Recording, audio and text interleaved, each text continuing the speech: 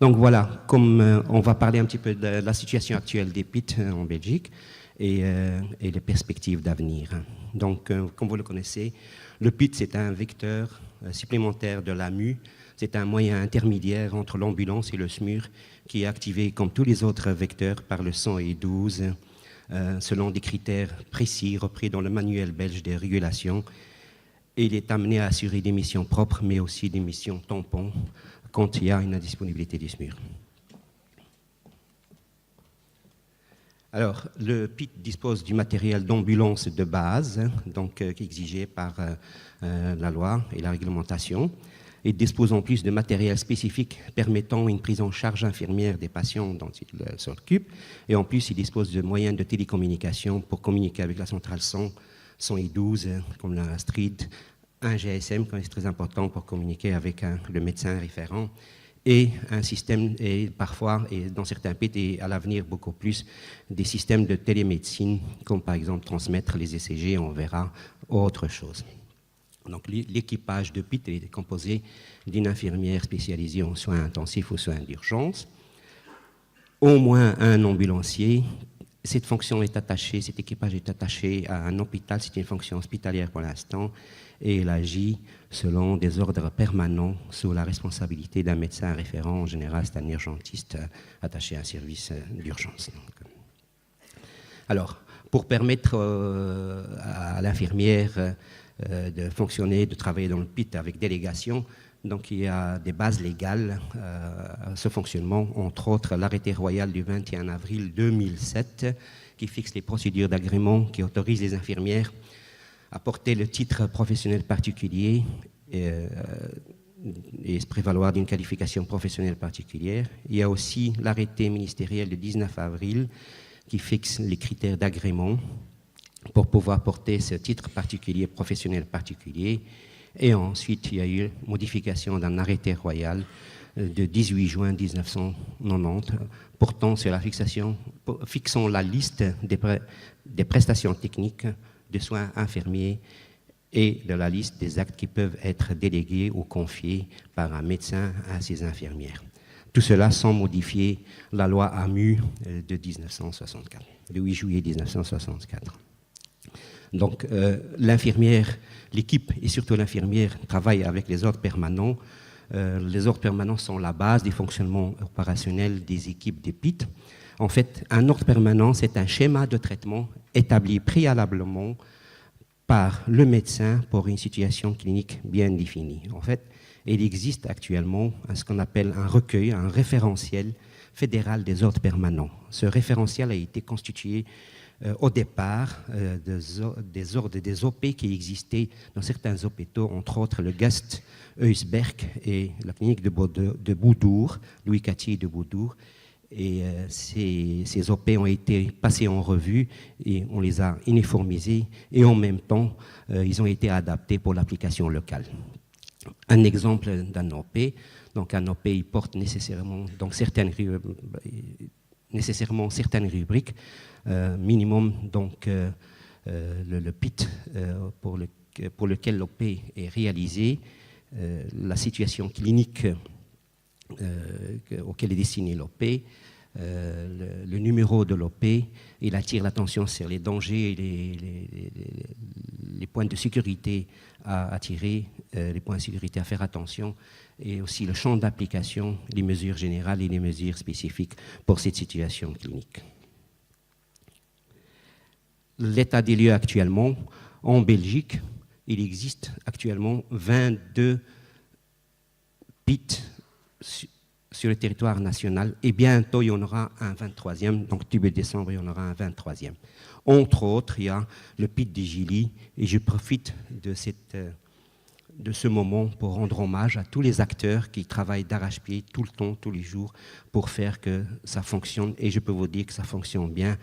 Et il a bien été reconnu que les PIT ont bien démontré leur utilité et leur efficacité. Donc bravo à tous. Alors le financement des PIT. Le financement des PIT se fait en partie par la sous-partie B4 du BMF à hauteur de 120 000 € et un subside pour les ambulances, pour le service d'ambulance à hauteur de 48 000 ou bien 46 800 selon les sources. et ce qui fait au niveau national un financement d'environ 16 839 000 avec les 400 ambulances qui existent. Alors pour l'avenir, donc ça bouge actuellement dans le domaine de l'AMU, et pour accompagner la réforme des soins non planifiables, le PIT est aussi appelé à évoluer.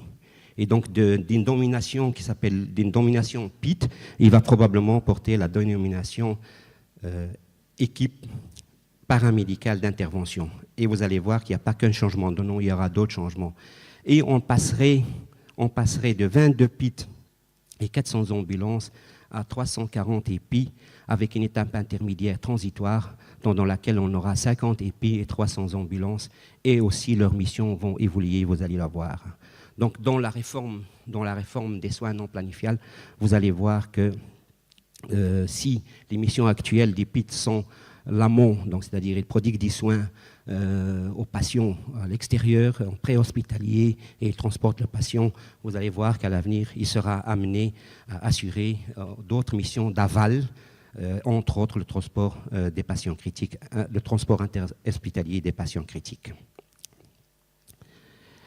Donc l'EPI sera à peu près la même chose comme un PIT actuellement, secouriste ambulancier, minimum un secouriste ambulancier avec une infirmière ou un infirmier, fonctionnant avec des OP, et il ne sera plus uniquement une fonction hospitalière, mais pour répondre à la nécessité de délivrer les soins en les 15 minutes pendant 99% des cas, il sera appelé à se déployer en dehors d'un hôpital, et il pourra aussi assurer le transport interhospitalier. Ce sont les quelques modifications d'avenir, il y en aura sûrement, probablement d'autres. Les perspectives, donc l'EPI sera une fonction qui, au départ du PIT, quand il était le PIT, au départ lié à un hôpital, il pourra devenir une fonction interhospitalière exploitée par plusieurs hôpitaux, style CRAMU actuellement, et il pourra même être exploité en association avec des partenaires externes qui ne sont pas nécessairement des hôpitaux, et qui peut être positionné en dehors des murs d'un hôpital par rapport à ce qui est actuellement connu. Et en plus, on pourra avoir des EP+, c'est-à-dire l'adjonction d'un médecin, un médecin en plus dans l'ambulance en cas d'indisponibilité de SMUR. Et d'après ce que je vois, d'après ce que j'ai revu dans la revue de littérature, dans la lecture des notes et tout ça, il n'est jamais question de remplacer les SMUR, parce que vous allez voir dans les tableaux à venir que les SMUR, a priori, leur nombre restera fixe. Donc le financement de l'EPI sera autour de deux axes. Il y aura un financement des permanences et aussi un financement des interventions, en faisant ainsi une distinction entre les soins dispensés, et le transport éventuel vers un hôpital. Et vous allez voir dans ce tableau ici qu'a priori, le tableau suivant, vous verrez a priori que on toucherait pas au SMUR, et que le financement passerait actuellement de 18 millions, donc à peu près de 20 millions avec les 430 ambulances, ou les 400 ambulances et les 20 PIT qui existent, les 22 PIT qui existent actuellement, vers un futur où le PIT sera financé à hauteur de 525 000 € et une somme de 183 750 €. Et ça, c'est pour l'avenir, vers 2025, c'est la planification vers 2025, en passant par une période transitoire de 300 ambulances et 50 PIT.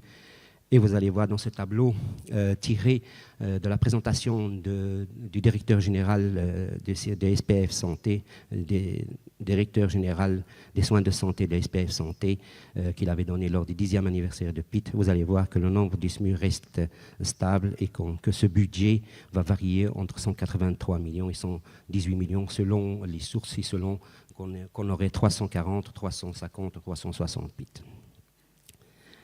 Alors, donc il n'y a pas que l'évolution des missions et des budgets et des financements, il y a aussi l'évolution dans le matériel qui est utilisé, et les avancées technologiques dans la télémédecine seront appelées à prendre beaucoup de place dans le fonctionnement de ce PIT, dans cet outil. À savoir, il y en a des avancements qui sont déjà en application sur le terrain, à savoir le stéthoscope connecté, les lignettes connectées, les logiciels et les moyens de transmission des électrocardiogrammes.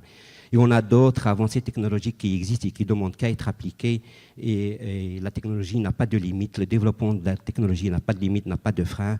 Et on assistera à l'apparition d'autres technologies qui vont être appliquées, entre autres le nez électronique qui permet de sentir certaines odeurs, permettant de diagnostiquer certaines pathologies, l'analyse de la voix qui permet de cerner certains profils cardiovasculaires, l'analyse faciale qui permet de détecter certaines anomalies génétiques et des vêtements intelligents avec des capteurs de paramètres vitaux et beaucoup d'autres technologies qui sont en train de se développer aussi, comme la transmission des CG par des nanoparticules, des testeurs de glycémie, soit au contact de la peau, soit en implantation, des capteurs digitaux pour des examens hématologiques et ou non.